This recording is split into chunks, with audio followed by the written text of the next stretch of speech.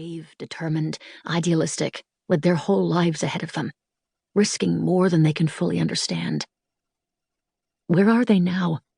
Scattered, some imprisoned elsewhere, some in hiding, others fled to distant lands. If only Mildred could seek help from Martha Dodd one last time. But Martha returned to the United States after her father was relieved of his duties as ambassador. Even if Mildred could somehow get word to her impulsive, outspoken friend, what could Martha do? A fit of coughing seizes her. She doubles over, clutching her shoulders to brace herself until the hoarse racking stops. When she can, she straightens, inhales deeply, ignores the foreboding rattle in her lungs, and resumes her diagonal path across the yard. And almost stops short from astonishment. Another prisoner holds her gaze as she treads along the edge of the prison yard, her stricken sympathy plain for Mildred to see. The woman is too pale and thin to be new to the prison. Surely she is aware of the grim consequences she will face if the guards see her regarding Mildred with such concern, after she has been set apart as a warning to others. The woman must know, for she quickly looks away.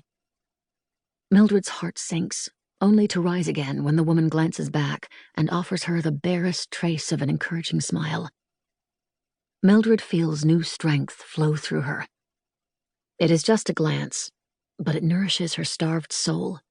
Her heart pounds as she works out the timing of her diagonal strides and the woman's slow circuit of the yard. She quickens her pace, not enough to draw the guard's attention, but sufficiently that eventually her path and the woman's will intersect in the far corner of the yard. All the while they steal glances at each other, silent messages that they are not alone, that there is always hope, that when one least expects it, a shaft of light might pierce the darkest sky. And then they intersect, though they cannot pause long enough to even touch fingertips.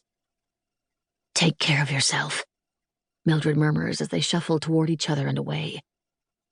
"I am in cell 25. Don't forget me when you get out. My name is Mildred Harnack." "I am Mildred Harnack," she repeats silently to herself as she turns to cross the yard again. Mildred Fish Harnack. Wife, sister, aunt, author, scholar, teacher, resistance fighter, spy. Don't forget me. Part 1. Chapter 1. June to October, 1929. Mildred. The sharp wind off the water where the North Sea met the Weser River whipped locks of hair from Mildred's braid and brought tears to her eyes. But nothing could compel her to look away from the railing of the upper deck of the SS Berlin as it approached Bremerhaven. 10 days earlier, the ship had set out from Manhattan for Germany. 10 long days after 9 lonely months apart from her beloved husband. But the last few hours had passed with excruciating slowness. As the ship came into harbor, she scanned the crowd gathered on the pier for the man she loved, knowing that he stood somewhere among them, waiting to welcome her to his homeland. The ship's horn bellowed overhead, 2 long blasts.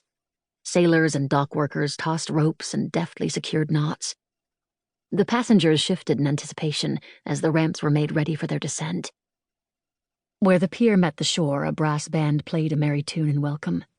Men clad in traditional lederhosen, embroidered vests, and feathered caps. Women in pink and green dirndls and white blouses, with wreaths of ribbons and flowers in their hair. Hearing her name aloft on the wind above the music, Mildred searched the crowd, her grip tightening on the rail. And then she saw him, her beloved Arvid.